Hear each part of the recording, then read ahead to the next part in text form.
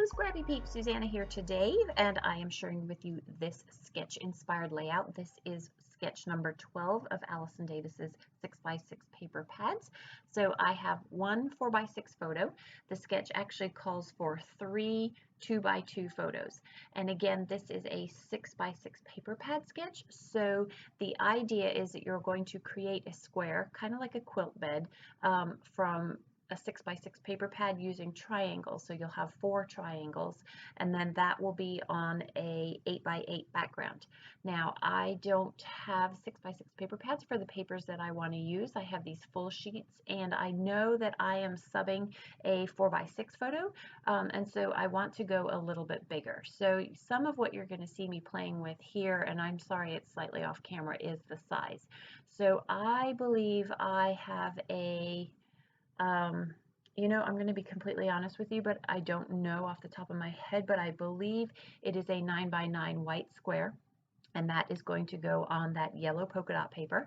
And now I'm cutting my green with the 4 triangles so that I can figure out what it is that I want to do with my triangles. So my multicolored triangle, my quilted triangle, ends up being 7.5 inches square. And then you have to remember that you have to work with the directionality of the papers that you have. So for example, those words, if I were to just randomly cut them, I would have to put them in the direction that those words are facing.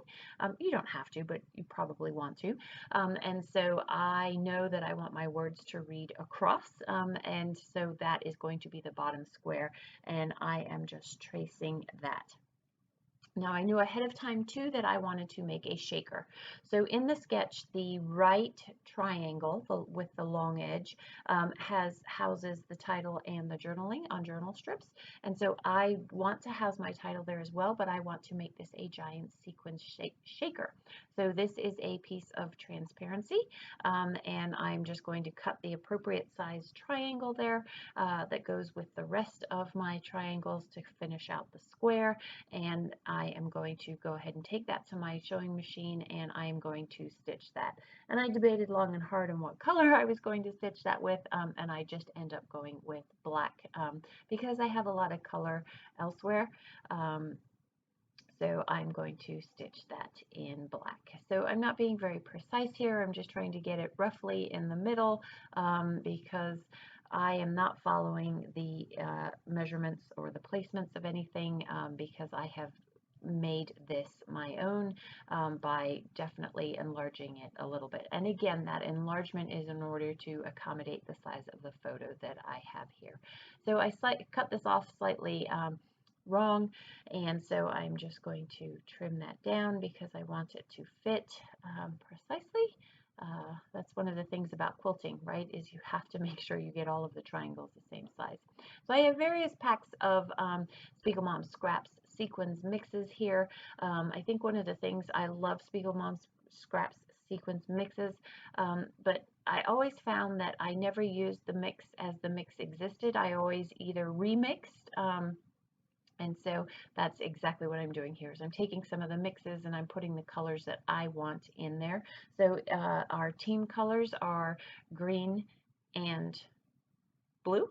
And so I'm looking for green and blue of various hues. While there are other colors that are going to go into this, I want the predominant colors of the layout to be blue, green, and then the yellow of the rubber duckies. So in the photo, both of my kids are holding rubber duckies. So most of you probably think of rubber duckies and bath time as synonymous. In this house, in any swimming household, you will find that rubber duckies are for first in heat, and so that is going to be the title of the layout. So when you finish first in your heat swimming, you are presented with a rubber ducky. So I actually am going to, instead of put the florals, so Allison has flowers in the top left corner and the bottom right corner. Those are her embellishments. I had intended to put rubber duckies. You will see when I pull over that sheet that I actually have 3 cut so that I can layer them up, but I end up just going with one of my rubber duckies. Oh, and seeing this reminds me, I never did fix that dot roller. I need to fix that. Um, anyway, sorry, just totally sidetracked there. So there are 3 rubber duckies here, 2 in various shades of yellow and 1 in orange. And I thought I would put both, but I just end up going with 1. I am just going to trim out a little bit of white because in these duckies they have the same color. They're all cut out of the same color, but I want that little white of the eye be in the rubber ducky, and so that is why I have used the rubber ducky with these particular pictures in order to symbolize the first in heat. I debated long and hard too about maybe doing 2 of these pages because I have both children in here, but they can just fight over it when they get older and decide who wants what. I'm telling the story. I'm not worrying about who's going to get what pages later on in life. So this cut file is from Cut to You, and yeah, if you wanted to know that information. I'm using liquid adhesive for the very fine parts that just outline the duck. I toyed with doing it in black, but I didn't. Again, I have a lot of color on the page already and did not want to add too much more color. So this is pretty much the big elements on the page. Now I'm just going to fine tune the page. Typically I like to have a visual triangle of elements on my page, but this is really, because of the square in the square in the square, it doesn't follow that rule. So I am just going to put embellishments and add more color as I see fit. It doesn't really follow any rule of thirds. I am trying to distribute the weight on the page evenly, so you can see I've got that heavy photo on the left hand side, which I felt like was balanced by the duck and the coming title that will be on the right hand side there. So I am working with a scrap room kit. This is Bella Boulevard, and the yellow is Photo Play that is from my stash, and so I have these limited selection of embellishments that came with this kit, and I thought I just want to use it up and get it used. So relax has nothing to do with competitive swimming, but it worked with the color scheme, and in a way you could say, hey, relax, chill, you got first in heat, what are you stressing about? So it was there more for artistic design than it was that it served any relevancy to the rubber duckies for first in heat there. So I'm going to adhere those down, and then off camera I am going to use some pink baker's twine and just put little bows on either side. Not necessary, but just one of those ways that you can jazz up your layout a little bit and use up some stash. I am going to pop certain elements up off the page just for a little bit of visual interest, as I am always wanting to do. I really love the shaker on that right hand side. It really feels to me, it's kind of like bubbles, the fishy. See the fishy there with the bubbles? I don't actually end up putting the fishy there because while this doesn't follow the rule of thirds in design, I still felt like I needed to have clusters of elements.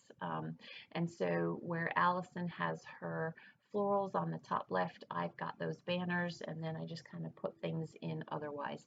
There is not any journaling directly onto the triangles. I had thought maybe that green triangle would house the journaling, but I decided to, you'll see in the close-ups, I'm going to write around the border of that white square there, and so that again adds some black to the page and just kind of breaks up the square within the square within the square.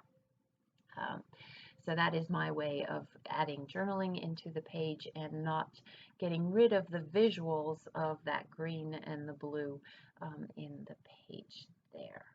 So I am off camera where I put that blue heart. I'm going to use one of the red arrows that you will see it was on that first heat in sheet, the yellow stickers. The other thing that I used for the yellow stickers that I used for the title. The other thing I'm going to use with those yellow stickers, and you'll see it in the close-ups, is I'm going to use one of my yellow markers, and I'm just going to lightly outline on the inside of First and Heat so that it just gives it a little bit more shine. So that is my sketch interpretation of week 12 of Allison's sketch. Enjoy the close-ups. If you have any questions, please don't hesitate to leave them in the box down below. Thanks for stopping in today. I hope you're doing well. Come back again soon. Take care.